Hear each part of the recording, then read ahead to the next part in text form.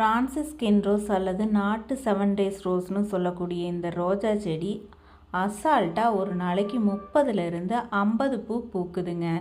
இது எங்கள் வீட்டோட ஒரு நாள் பூத்த பூ. ரோஜா செடி வளர்க்குறதுல நிறைய பேருக்கு ஆர்வம் இருக்கும். ஊட்டி ரோஜாலாம் வாங்கி வளர்க்கும்போது அந்த செடி கொஞ்ச நாள்லேயே காஞ்சு போயிடும்.